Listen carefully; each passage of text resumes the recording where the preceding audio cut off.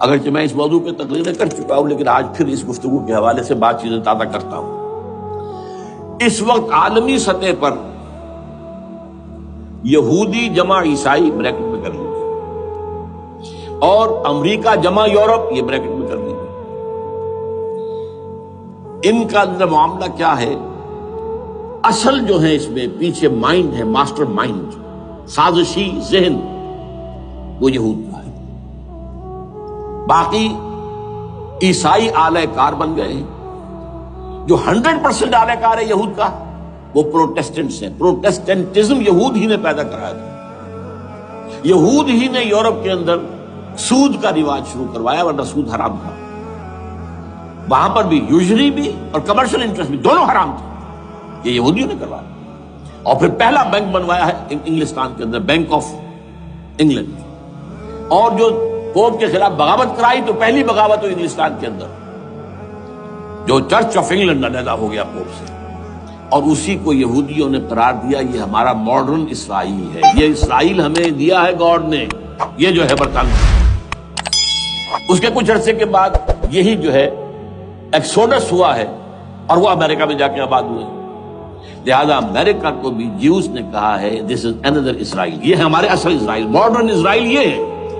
اس لیے کہ جو انہیں وہاں پر اقتدار حاصل ہوا ہے، جو قوت حاصل ہوئی ہے، جس قدر دولت انہوں نے وہاں جمع کی ہے، وہاں کے جس طریقے سے جکڑ لیا ہے حکومتوں کو، فرنگ کی رگے جہاں پنجے یہود میں ہے۔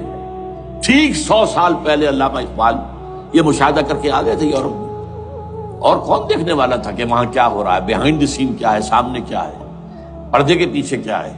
فرنگ کی رگے جہاں پنجے یہود میں۔ اس وقت فرنگ کا امام تھا برطانیہ، یہ وہ سلطنت تھی جس پر سورج کبھی غروب نہیں ہوتا تھا۔ آج وہ فرنگ کا امام امریکہ ہے۔ یہ برطانیہ تو اب وہ جو ایک نظم ہے کہ بچپن میں پڑھی تھی، London bridge is going down going down going down, اس کی مثال ہے۔ برطانیہ کی کوئی حیثیت ہی نہیں ہے، ورلڈ پاور کی حیثیت نہیں ہے، وہ تو چھوٹا بھائی اس نے بنا رکھا امریکہ نے اپنا، تو اس حیثیت سے جو ہے اس کی کوئی حیثیت ہے، ورنہ کوئی اور حیثیت نہیں ہے۔ بہرحال ان دونوں میں یہ ہے کہ پیچھے ماسٹر مائنڈ، سازشی ذہن، پلاننگ، اسکیم ساری یہودیوں، اعلی کار امریکہ سب سے بڑھ کر، اس کے بعد برطانیہ، اور اس میں اصل پروٹیسٹنٹس، ان میں بیپٹسٹ، ان میں اس سے بھی آگے بڑھ کر ایونجلسٹ، جن کو کہتے ہیں بورن اگین کرسچنز، جن کو کہتے ہیں نیو کنزرویٹو کرسچنز، یہ تمام اصطلاحات آپ اخبارات میں پڑھتے ہوں گے، ان کو گروپ کر لیجیے۔ یہ اصل اعلی کار، ان کو ایک نیا نام دیا گیا ہے کرسچین زائنسٹ۔ ایک یہودی زائنسٹ ہے، سارے یہودی زائنسٹ نہیں ہیں، بہت سے یہودی ہیں جو یہ زائنسٹ کے مخالف ہیں۔ چنانچہ میری ہیوسٹن میں ملاقات ہوئی تھی ڈاکٹر وشو براڈ، بہت بڑا پروفیسر ایمیریٹس یہودی، لیکن یہ کہ اس نے کہا، بڑے اجتماع میں کہا، ہمارا اجلاس تھا وہاں پر، ہم نے یہ جو ہے بلایا تھا ایک یہودی، ایک عیسائی اور ایک مسلمان، تینوں جو ہے وہ تقریریں کریں۔ انہوں نے کہا تھا کہ وی آر ناٹ سپورٹنگ اسرائیل۔ اس نے وہ عیسائی جو آیا ہوا تھا پروفیسر، اس کی they are supporting Israel, we are not supporting اسرائیل۔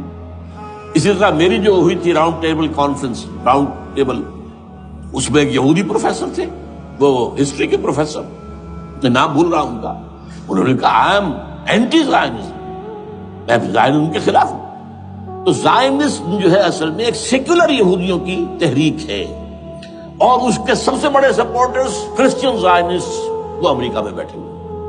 تو یہ ہے صورتحال۔ یہ جان لیجئے کیتھولکس جو ہیں یہ اتنے پرو یہودی نہیں ہیں، اب رفتہ رفتہ وہ بھی اس کے اندر آ کر شامل ہو گئے۔ یورپ جو ہے زیادہ Catholics, Roman Catholics, Roman Catholics کا یہ بھی آپ نے جملہ پڑھ سنا ہوگا کہ یہ جو ترکی جو ہے ہمارا ملک، یہ جو کوشش کرتا رہتا ہے گھسنے کی یورپین یونین کے اندر، تو ایک دفعہ جان شراق نے کہا تھا، بڑا پیارا جملہ تھا، why doesn't Turkey understand that we are a Christian club؟ یہ ہماری جو یونین ہے یورپین، یہ تو کرسچین کلب ہے، وہ مسلمان ہے، وہ کس وجہ سے آنا چاہتا ہے بندہ، کیوں تو خود داخل ہونا چاہتا ہے؟ why doesn't Turkey understand that we are a Christian club؟ لیکن یہ ہے رومن کیتھولکس، اور ان کا میں بعد میں آپ کو بتاؤں گا۔ یہی آپ کو معلوم ہے کہ یورپ نے عام طور پر اسرائیل کا اتنا ساتھ نہیں دیا جتنا جو امریکہ دیتا رہا ہے، اور کسی درجے میں ان کے دلوں میں سافٹ کارنر جو ہے عرب فلسطینیوں کے لیے بھی رہا ہے، یہ معاملہ ایران کے بارے میں بھی رہا ہے۔ جس قدر اسٹرانگ ایکشن امریکہ لینا چاہتا ہے، یہ جو ہے اس کے ساتھ نہیں ہے۔ یہ دونوں کا فرق ہے، وہ میں اس کا ایک بنیاد بعد میں بتا دوں گا آپ کو۔ بہرحال ان کا ایک جو ایجنڈا ہے وہ دو، سمجھیے کہ دو اس کے نکات ہیں، دو رسیوں کے مانند یہ آپس میں بٹا ہوا ہے۔ پہلا، عالم اسلام کے مادی اور مالیاتی وسائل، خصوصاً تیل پر قبضہ،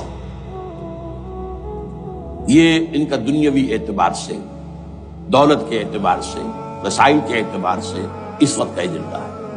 ویسے تو اس سے اوپر وہ چاہتے ہیں پوری دنیا پر، وہ تو بات کی بات ہے کہ ابھی نہ وہ روس کو چھیڑ رہے ہیں نہ چین کو چھیڑ رہے ہیں۔ چین تو ان کا سب سے بڑا جو ہے بزنس پارٹنر ہے، سب سے بڑا، اور چین کو رفتہ رفتہ وہ اپنی لائن پر لا رہے ہیں۔ اب تو صرف یہ کہ وہ ایک پارٹی گورنمنٹ وہاں رہ گئی ہے جو کہ کمیونزم کے دور کی یادگار ہے، باقی ان کی جو اکانومی ہے وہ تو آ چکی ہے اسی رخ کے اوپر جو یورپ کی ہے، مغرب کی ہے۔ نمبر دو ایجنڈا کیا ہے؟ دنیا میں کہیں بھی اسلام کے بحیثیت ایک نظام زندگی ظاہر ہونے کا کوئی موقع نہیں دینا۔ We have to nip the evil in the bud at any cost۔ یہ ان کے ایجنڈے کا دوسرا بڑا حصہ۔ یہ دو ہے انٹرٹوائنڈ، جیسے آپ لڑیوں کو بٹ دے کر رسی بناتے ہیں، ایسے یہ دو لڑیے ہیں۔ اسلام کا پولیٹیکل سوشو اکنامک سسٹم کہیں نہ آ جائے دنیا میں، ہو نہ جائے آشکارا شر پیغمبر کہیں، یہ ابلیس نے کنکلوڈ کیا ہے۔ وہ جو ابلیس کی مجلس شورا ہے، ہو نہ جائے آشکارا شر پیغمبر، کہیں ایسا نہ ہو کہ پیغمبر کی شریعت دنیا کے سامنے آ جائے، پیغمبر کا نظام آ جائے۔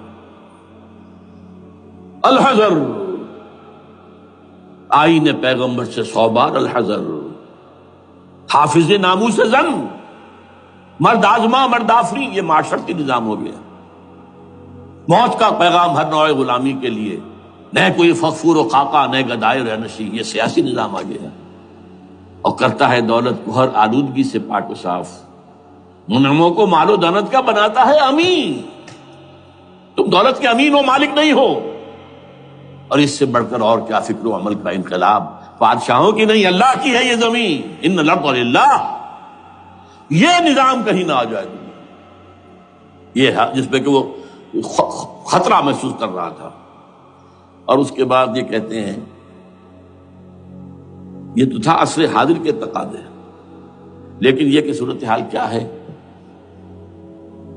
ہو نہ جائے آشکارا شر پیغمبر کہیں، ہے یہی، یہ معاملہ اس طرح رکھو کہ خود مومن ہے محروم یقین، یہ غنیمت ہے کہ خود مومن ہے محروم یقین۔ ہمیں اگر کوئی سہارا ملتا ہے تو اس سے کہ مومنوں کو بھی، نام نہاد مسلمانوں کو بھی اپنے اس نظام پر یقین نہیں، وہ نماز پر یقین رکھتے ہیں، روزے پر رکھتے ہیں، زکوٰۃ کو بھی جو بھی اللہ تعالیٰ جس کو توفیق دیتا ہے، حج کرتے ہیں، عمرے کرتے ہیں، یہ ہے سب، لیکن یہ کہ یہ غنیمت ہے، چشم عالم سے رہے یہ پوشیدہ یہ آئین تو خوب۔ وہ ابلیس کہتا ہے کہ یہ آئین چشم عالم سے پوشیدہ رہنا چاہیے، یہ غنیمت ہے کہ خود مومن ہے محروم یقین۔ ہمارے لیے جو ہے اگر کوئی سانس لینے کی جگہ ہے، وہ یہ ہے، حوصلہ افزائی اگر ہے تو اس میں ہے کہ خود مومن محروم یقین ہے، اس کے سامنے وہ راستہ ہے ہی نہیں۔ اب لیجئے یہودیوں کے ایجنڈے کو میں تجزیہ کر رہا ہوں۔